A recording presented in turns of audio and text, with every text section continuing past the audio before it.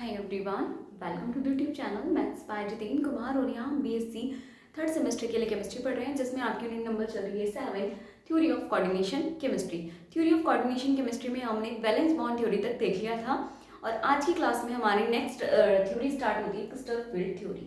Crystal field theory हम ये theories क्यों पढ़ रहे हैं? हम लिगेंड और मेटल के बिहेवियर के लिए ये थ्योरी पढ़ रहे हैं। तो चलिए देखते हैं थ्योरी कब आई और किसने दी।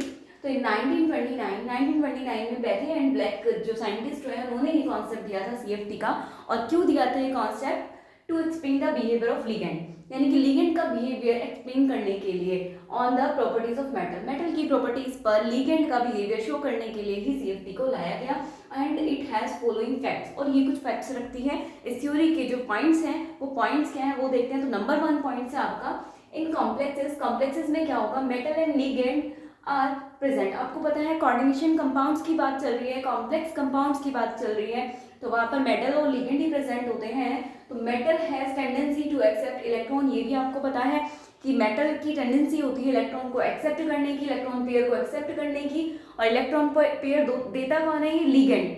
ठीक है, मेटल और लिगेंड होते हैं कोऑर्डिनेशन कंपाउंड में। सिर्फ मेटल की टेंडेंसी होती है इलेक्ट्रॉन को एक्सेप्ट करने की। यहाँ पर एक्सेप्शन हो जाता है, हमेशा मेटल क्या करता है? इलेक्ट्रॉन डोनेट करता है, लेकिन सिर्फ कोऑर्डिनेशन कंपाउंड में मेटल क्या करता है? इलेक्ट्रॉन को एक्सेप्ट करता है। तो metal has tendency to accept electron, metal के पास टेंडेंसी होती है इलेक्ट्रॉन पेयर को एक्सेप्ट करने की फ्रॉम लिगेंड से। एंड लिगेंड हैज टेंडेंसी, और लिगेंड के पास टेंडेंसी होती है to donate the electron pair to the central metal atom. और लिगेंड के पास भी ये टेंडेंसी होती है कि वो इलेक्ट्रॉन पेयर को सेंट्रल मेटल एटम को डोनेट कर सके। ठीक है, तो फर्स्ट पॉइंट कुछ नहीं है आपका, जो आपको अभी तक पता था कोऑर्डिनेशन कंपाउंड के बारे में, वही है कि कोऑर्डिनेशन कंपाउंड में मेटल और लिगेंड प्रेजेंट होते हैं। मेटल की टेंडेंसी होती है इलेक्ट्रॉन पेयर को एक्सेप्ट करने की, और जबकि लिगेंड की टेंडेंसी होती है इलेक्ट्रॉन पेयर को डोनेट करने की to the central metal atom. ठीक है, नेक्स्ट पॉइंट देखते हैं अपना। पॉइंट नंबर 2 क्या कहता है? द इलेक्ट्रोस्टैटिक अट्रैक्शन, जो इलेक्ट्रोस्टैटिक अट्रैक्शन है, force exist between the metal and ligand. अब यहाँ पर एक बात कह दी गई है कि इलेक्ट्रोस्टैटिक अट्रैक्शन फोर्स जो आपका मेटल और लिगेंड के बीच में इलेक्ट्रोस्टैटिक अट्रैक्शन फोर्स प्रेजेंट होता है। हाँ, ये बात तो जाहिर सी है कि मेटल और लिगेंड जब कोई भी अगर दो स्पीसीज है पास है तो वो किस वजह से पास होंगे? उनके बीच में कुछ ना कुछ अट्रैक्शन लगा होता है, चाहे वो वीक हो या फिर वीक इफेक्ट हो या फिर लार्जर इफेक्ट हो, लेकिन कुछ ना कुछ आपका स्ट्रांग हो या वीक हो, लगा जरूर होता है अट्रैक्शन फोर्स। ठीक है, तो यहाँ पर इलेक्ट्रोस्टैटिक अट्रैक्शन फोर्स एग्जिस्ट करता है बिटवीन मेटल और लिगेंड और मेटल के बीच में इलेक्ट्रोस्टैटिक अट्रैक्शन फोर्स एग्जिस्ट करता है। लेकिन सिर्फ सीएफटी में डिफरेंस क्या है? सीएफटी बोलता है कि लिगेंड और मेटल के बीच में जो बॉन्ड होता है, जो अट्रैक्शन फोर्स होता है, वो आयनिक होता है। जबकि आपका जो वीबीटी था, वीबीटी क्या कहता है? वीबीटी कहता है ये कोऑर्डिनेशन बॉन्ड है। ठीक है, अभी तक हमने देखा था कोऑर्डिनेशन बॉन्ड है, लेकिन यहाँ पर ये क्लियर करता है कि लिगेंड और मेटल के बीच में आयनिक बॉन्ड है। पॉइंट नंबर 2 यही कहता है कि जो इलेक्ट्रोस्टैटिक अट्रैक्शन फोर्स है लिगेंड और मेटल के बीच में होता है, द बॉन्ड बिटवीन लिगेंड और मेटल, और जो मेटल और लिगेंड के बीच का बॉन्ड होता है वो प्योरली आयनिक होता है, प्योरली आयनिक होता है। ठीक है, तो आपको ध्यान रखना है ये पॉइंट। क्रिस्टल फील्ड थ्योरी में मेटल और लिगेंड के बीच के बॉन्ड को आयनिक माना गया है। ठीक है, अब metal will provide the sufficient empty orbital. Metal क्या करता है? मेटल इलेक्ट्रॉन कब ले पाएगा, या कोई भी जो डोनर एटम है लिगेंड, वो इलेक्ट्रॉन को डोनेट कब कर पाएगा? जब मेटल के पास सफिशिएंट स्पेस होगा, एम्प्टी स्पेस होगा। तो मेटल क्या करता है? अपना वो खाली स्पेस प्रोवाइड कराता है, खाली ऑर्बिटल प्रोवाइड कराता है for the overlapping of ligand की ओवरलैपिंग के लिए वो खाली ऑर्बिटल्स को प्रोवाइड कराता है। ठीक है, तो metal will provide the sufficient empty orbital, metal जो है ऑर्बिटल एम्प्टी ऑर्बिटल को प्रोवाइड कराता है ताकि लिगेंड क्या कर सके, उसमें आके ओवरलैप कर सके। ठीक है, अब फोर्थ पॉइंट देखते हैं अपना। फोर्थ पॉइंट कहता है कि when ligand moves towards metal, जब लिगेंड क्या करते हैं? मेटल की तरफ मूव करते हैं। जब लिगेंड मेटल की तरफ मूव करते हैं, देन अ रिपल्शन फोर्स एग्जिस्ट, तब एक रिपल्शन फोर्स भी लगता है किस के बीच में? Between the electrons of d subshell of metal. आपको पता है कि ये जो मेटल्स हम ले रहे हैं वो डी सबशेल के लेते हैं, इनके ट्रांजिशन मेटल्स लेते हैं। तो ट्रांजिशन मेटल है तो डी सबशेल के जो इलेक्ट्रॉन है और जो लिगेंड आ रहा है, लिगेंड के जो इलेक्ट्रॉन है, ठीक है, उनके बीच में क्या होगा? रिपल्शन फोर्स काम करेगा। And the electrons of ligand, यानी कि लिगेंड के इलेक्ट्रॉन्स और डी सब शेल, मेटल की डी सब शेल के इलेक्ट्रॉनों के बीच में रिपल्शन फोर्स काम कर जाएगा, क्योंकि नेगेटिव नेगेटिव है वहां पर रिपल्शन फोर्स काम कर जाएगा।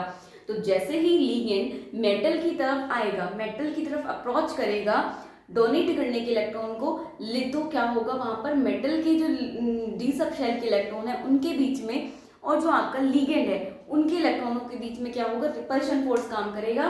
फिर आगे देखते हैं फिफ्थ पॉइंट क्या कहता है, इन एलिमेंटल स्टेट, एलिमेंटल स्टेट में क्या होगा, ऑल 5 ऑर्बिटल्स, जितने भी सभी 5 ऑर्बिटल हैं डी सब शेल के, डी सब शेल में 5 ऑर्बिटल होते हैं ना, सबको पता है, एस में 1, पी में 3 और डी में 5 और एफ में 7 ऑर्बिटल होते हैं। तो एलिमेंटल स्टेट की बात कर रहे हैं। एलिमेंटल स्टेट में क्या होता है, डी सब शेल के जो 5 ऑर्बिटल्स हैं हैव सेम एनर्जी। आपको ध्यान रखना है कि जब भी किसी एलिमेंट की बात होगी तो डी सब शेल के जो 5 ऑर्बिटल होंगे, 5 ऑर्बिटल की एनर्जी सेम होती है, ठीक है। सो इन एलिमेंटल स्टेट, इसीलिए एलिमेंटल स्टेट में क्या हो जाता है, d subshell is known as degenerate orbital. इसको डीजेनरेट शेल या डीजेनरेट ऑर्बिटल भी बोल देते हैं, ठीक है। क्या बोलते हैं, डीजेनरेट, डीजेनरेट मतलब सबकी सेम, डीजेनरेसी होती है। डीजेनरेसी क्या होती है, जब ऑर्बिटल, जब जितने भी आपके ऑर्बिटल हैं सबकी एनर्जी सेम हो तो हम उसे बोलते हैं डीजेनरेसी, वहां पर हो जाती है डीजेनरेसी। और ऑर्बिटल या शेल कहलाता है आपका डीजेनरेट, ठीक है। ये तो आपको ध्यान रहेगा। चलिए ये अभी 5 पॉइंट हुए हैं, फिर अब 6 पॉइंट देखेंगे। पहले एक बार यहाँ पर रिकॉल कर लेते हैं। तो देखिए यहाँ पे 1929 में कॉन्सेप्ट आया CFT का, क्रिस्टल फील्ड थ्योरी का, जो कि दिया था बेथेल एंड ब्लैक ने, और वो भी इसलिए दिया था कि हम लिगेंड का बिहेवियर देखना चाहते थे टुवर्ड्स मेटल, ठीक है। तो फर्स्ट पॉइंट उन्होंने यही बोला कि कोऑर्डिनेशन कॉम्प्लेक्सेस में क्या होता है, मेटल और लिगेंड प्रेजेंट होते हैं, और मेटल क्या करता है, इलेक्ट्रॉन पेयर को एक्सेप्ट करने की टेंडेंसी रखता है, जबकि लिगेंड क्या करता है, इलेक्ट्रॉन पेयर को डोनेट करने की टेंडेंसी रखता है, फर्स्ट पॉइंट। सेकंड पॉइंट ये बोलता है कि मेटल और लिगेंड के बीच में इलेक्ट्रोस्टैटिक अट्रैक्शन फोर्स प्रेजेंट होता है, और ये अट्रैक्शन फोर्स या ये जो बॉन्ड होता है वो प्योरली आयोनिक होता है। थर्ड पॉइंट ये कहता है कि मेटल क्या करेगा, मेटल अपना स्पेस प्रोवाइड कराएगा, एम्प्टी ऑर्बिटल देगा ताकि लिगेंड वहां पर ओवरलैप कर सके।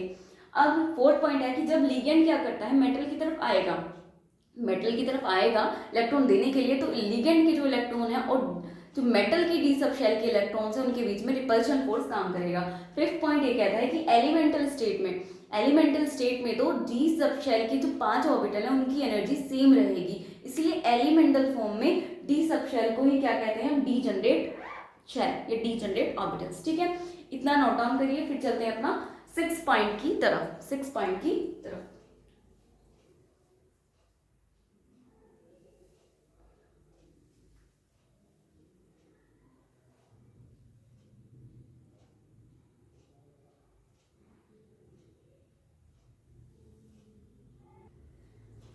चलिए आगे देखते हैं पॉइंट नंबर 6।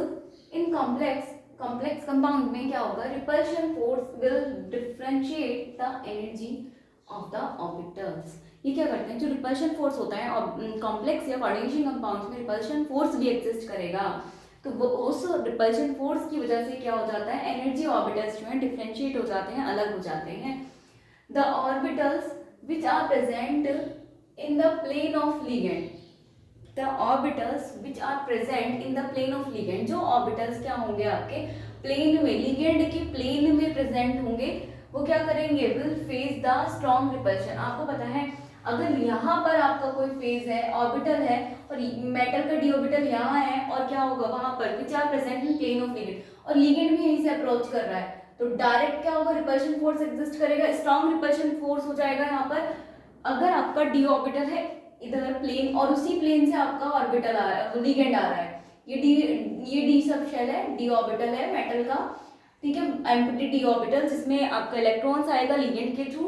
अब लिगेंड यहाँ पर अप्रोच कर रहा है, अगर ये दोनों सेम फील्ड में है तो क्या होगा, यहाँ पे स्ट्रॉन्ग रिपल्शन फोर्स एग्जिस्ट करेगा, ठीक है। सो देयर पोटेंशियल एनर्जी, इसलिए उनकी पोटेंशियल एनर्जी क्या हो जाएगी, विल इंक्रीज। उनकी पोटेंशियल एनर्जी कैसी हो जाएगी, इंक्रीज हो जाएगी। रिपल्शन फोर्स ज्यादा हुआ तो एनर्जी ज्यादा हो जाएगी, but the orbitals which are present in the opposite plane of ligand, लेकिन क्या होगा, अगर लिगेंड क्या कर रहा है, इस बार अपोजिट प्लेन से आया, जिस प्लेन में आपका डी ऑर्बिटल प्रेजेंट है उस प्लेन से अपोजिट प्लेन से आया लिगेंड, तो वहां पे क्या होगा, वीक रिपल्शन फोर्स तो होगा इलेक्ट्रॉनों के बीच में, मेटल के डी सब शेल के इलेक्ट्रॉन और लिगेंड के इलेक्ट्रॉनों के बीच में रिपल्शन तो होगा ही होगा, लेकिन अगर सेम प्लेन में है आमने सामने ज्यादा रिपल्शन हो जाएगा, जबकि साइड से अगर वो आता है, अपोजिट प्लेन से आता है, तो वहां पर वीक रिपल्शन फोर्स एग्जिस्ट करेगा। So their potential energy can not increase effectively, तो इसीलिए वहां उनकी पोटेंशियल एनर्जी क्या होगी, उतनी इंक्रीज नहीं कर पाएगी। Potential energy can not increase effectively, वहां पर इंक्रीज नहीं हो पाएगी उतनी, ठीक है। यहाँ तो क्या हुआ, रिपल्शन फोर्स क्या हो गया, ज्यादा हो गया। रिपल्शन फोर्स ज्यादा हो गया तो उनकी पोटेंशियल एनर्जी क्या हो गई, बढ़ गई पोटेंशियल एनर्जी, है ना, पोटेंशियल एनर्जी ज्यादा हो गई। अब यहाँ पर अगर आपका पोटेंशियल एनर्जी क्या हो जाएगी, उतनी तेजी से इफेक्टिवली नहीं इंक्रीज होगी लेकिन उतनी इफेक्टिवली नहीं होगी, ठीक है। तो ड्यू टू दिस फैक्ट, इसी फैक्ट की वजह से, यानी कि जो रिपल्शन फोर्स एग्जिस्ट कर रहा है लिगेंड के इलेक्ट्रॉन और मेटल के डी सबशेल के इलेक्ट्रॉनों के बीच में, उसी रिपल्शन फोर्स की वजह से D subshell will split in different energy shells levels. तो इसीलिए इसी फैक्ट की वजह से डी सबशेल क्या हो जाता है, टूट जाता है डिफरेंट एनर्जी लेवल्स में, स्प्लिट हो जाता है, स्प्लिट्स हो जाता है डिफरेंट एनर्जी लेवल्स में, and it is known as, और यही आपका कहलाता है स्प्लिटिंग ऑफ डी सबशेल, यही आपका कहलाता है स्प्लिटिंग ऑफ डी सबशेल। याद रखना है आपको, यही आपका कहलाता है स्प्लिटिंग ऑफ डी सबशेल, ठीक है। तो स्प्लिटिंग ऑफ डी सबशेल क्या हुआ, लिगेंड के रिपल्शन फोर्स, लिगेंड और मेटल के बीच में जो रिपल्शन फोर्स काम करता है, वही क्या करता है, रिपल्शन फोर्स ही क्या करता है, एनर्जी ऑर्बिटल को डिफरेंशिएट करता है, अलग करता है। उसका रीजन भी हो गया, क्योंकि अगर लिगेंड प्लेन सेम प्लेन से आता है तो ज्यादा रिपल्शन फोर्स तो पोटेंशियल एनर्जी ज्यादा, और अगर लिगेंड अपोजिट प्लेन से आता है तो कम रिपल्शन फोर्स, और कम रिपल्शन फोर्स तो जो आपकी पोटेंशियल एनर्जी वो इतनी इफेक्टिवली नहीं बढ़ेगी। तो इसका मतलब क्या हो जाएगा, अब एनर्जी डिफरेंट हो गई, कुछ लिगेंड की तो के वहाँ वाली एनर्जी, स्ट्रॉन्ग रिपल्शन वाले की तो एनर्जी ज्यादा हो गई और कुछ की कम हो जाएगी एनर्जी में डिफरेंस आ गया। तो इसी एनर्जी डिफरेंस की वजह से ही एनर्जी लेवल स्प्लिट्स हो जाएंगे। जैसे डी ऑर्बिटल में 5 ऑर्बिटल हैं, डी सबशेल में 5 ऑर्बिटल हैं, तो पांचों के पांचों क्या हो जाएंगे, स्प्लिट हो जाएंगे, 3 एक साथ और 2 एक साथ, ऐसे स्प्लिट होंगे। अभी हम वो भी देखेंगे कि स्प्लिट कैसे होते हैं, ठीक है। फिलहाल अभी यहाँ पे तो यही आपका कॉन्सेप्ट कहलाता है splitting of d subshell. Next point देखते हैं, point number 7, splitting effect of the orbitals depends on the geometry of complex. जो स्प्लिटिंग इफेक्ट है किसका, ऑर्बिटल्स का, जो स्प्लिटिंग इफेक्ट है ऑर्बिटल का वो डिपेंड्स करता है, किस बात पे डिपेंड करता है, ये जो स्प्लिटिंग इफेक्ट है डी ऑर्बिटल्स का वो इस बात पर डिपेंड करता है, ज्योमेट्री ऑफ कॉम्प्लेक्स, कॉम्प्लेक्स की ज्योमेट्री पर डिपेंड करता है, कॉम्प्लेक्स की ज्योमेट्री पर डिपेंड करता है। इसीलिए आप देखेंगे कि हम अलग अलग उसमें पढ़ेंगे, जैसे हम देखेंगे क्रिस्टल फील्ड स्प्लिटिंग या स्प्लिटिंग देखेंगे हम पहले किसमें, ऑक्टाहेड्रल में, splitting in tetrahedral, splitting in square planners, तो अलग अलग ज्योमेट्री वाले कॉम्प्लेक्सेस में हम देखेंगे। तो जो स्प्लिटिंग इफेक्ट ऑर्बिटल्स का वो किस पर डिपेंड करता है, ज्योमेट्री पर डिपेंड करता है। ज्योमेट्री पर डिपेंड करने के कारण ही it is different in all complexes, इसीलिए ये सभी कॉम्प्लेक्स के लिए डिफरेंट हो जाता है। अभी हम स्टडी करेंगे, अभी तो हम क्रिस्टल फील्ड थ्योरी पढ़ रहे हैं कि थ्योरी है क्या, उसके पोस्टुलेट्स क्या हैं, ठीक है। उसके बाद हम इनको देखेंगे, तो तब हम देखेंगे कि हम सभी कॉम्प्लेक्स के लिए अलग अलग पढ़ेंगे। पहले स्प्लिटिंग देखेंगे, ऑक्टाहेड्रल, टेट्राहेड्रल, स्क्वायर प्लेनर्स, ठीक है। तो यही क्या कहलाता है आपका, it is different in all complexes, क्योंकि स्प्लिटिंग डिपेंड करती है ज्योमेट्री पे और ज्योमेट्री अलग अलग होती है, इसीलिए ये सभी कॉम्प्लेक्सेस के लिए अलग हो जाती है, ठीक है। पॉइंट नंबर देखेंगे 8 पॉइंट क्या कहता है, स्प्लिटिंग इफेक्ट ऑल्सो डिपेंड्स, वो स्प्लिटिंग इफेक्ट्स ऑल्सो डिपेंड्स, यानी कि ज्योमेट्री के साथ साथ किस बात पे डिपेंड करता है, तो splitting effects also depends on the nature of ligand, ligand की नेचर पर भी डिपेंड करता है। स्प्लिटिंग इफेक्ट्स किस बात पे डिपेंड करता है, एक तो ज्योमेट्री पर डिपेंड करता है, दूसरा किस बात पे करता है, नेचर ऑफ लिगेंड, लिगेंड की नेचर पर भी डिपेंड करता है।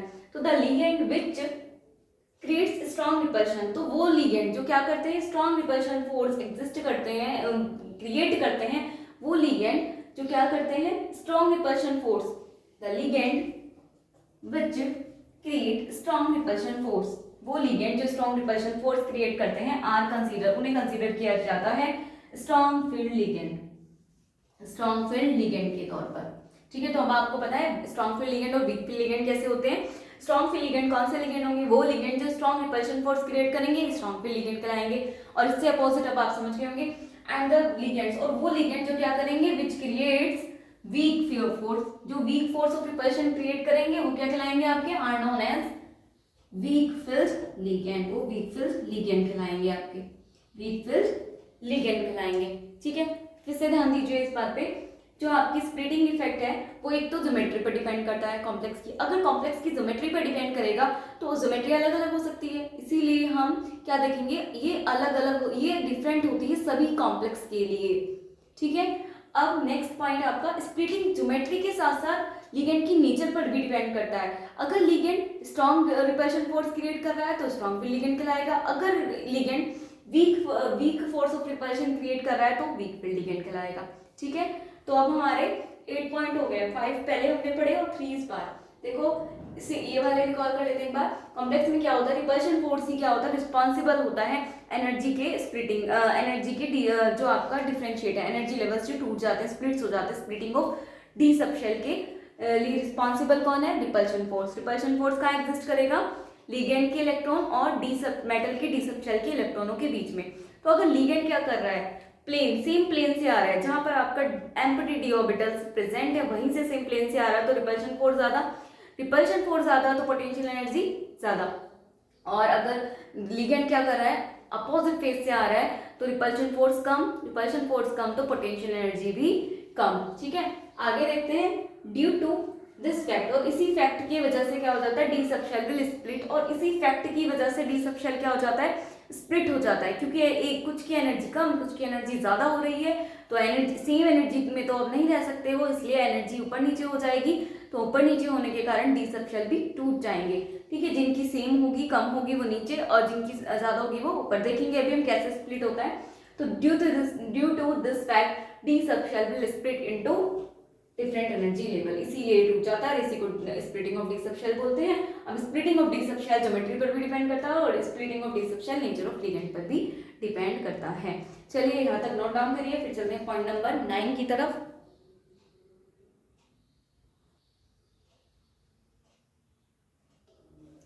आगे देखते हैं पॉइंट नंबर 9। पॉइंट नंबर 9 क्या कहता है, the behaviour of complexes is highly influenced by, जो बिहेवियर है कॉम्प्लेक्स का वो हाईली इन्फ्लुएंस्ड होता है, किससे प्रभावित होता है, by the nature of ligand.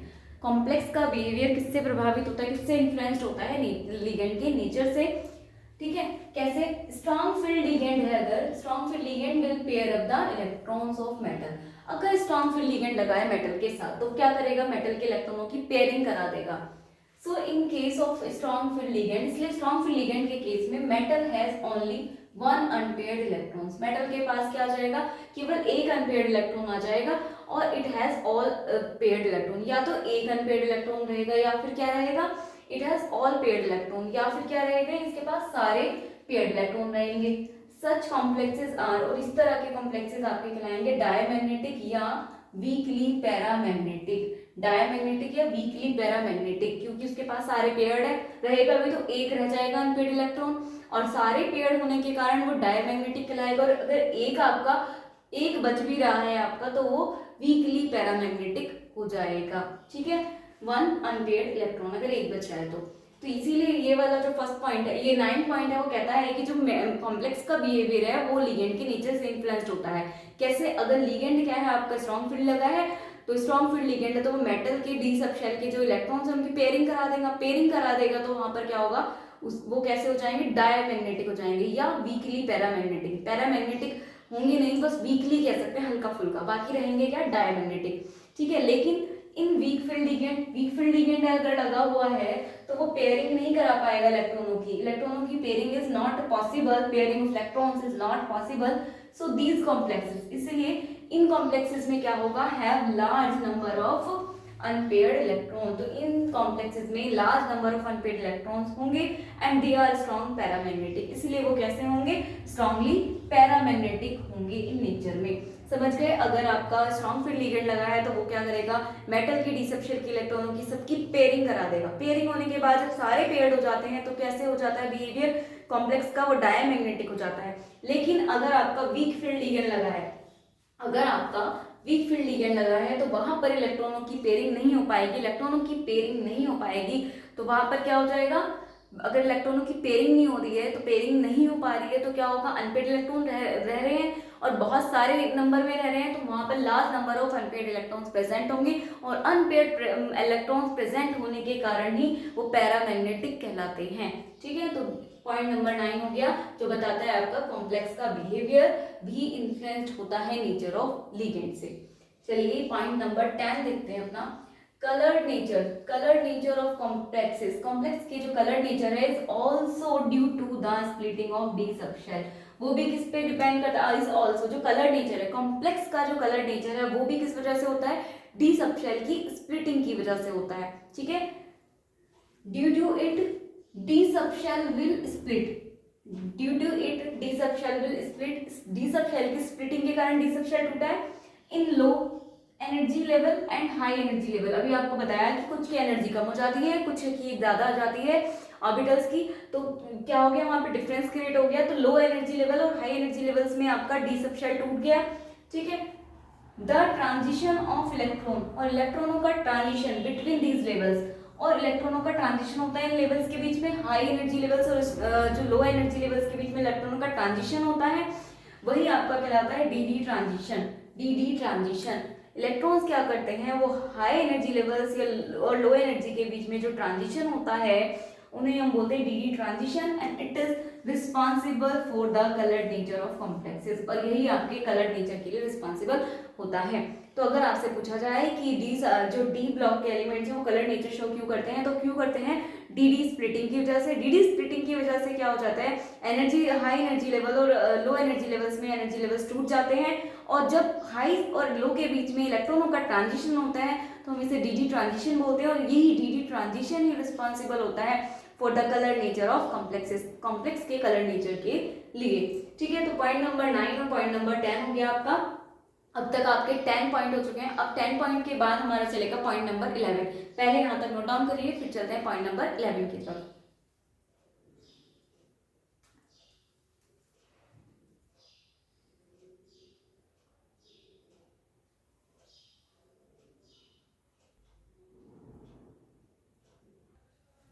चलिए आगे देखते हैं पॉइंट नंबर 11। पॉइंट नंबर 11 क्या कहता है, due to splitting an energy gap has been created. अब डी डी जो डी ऑर्बिटल है, डी सबशेल है, सॉरी डी ऑर्बिटल बोल रही हूँ, डी सबशेल है, उसकी स्प्लिटिंग के कारण एक एनर्जी गैप क्रिएट हो जाता है।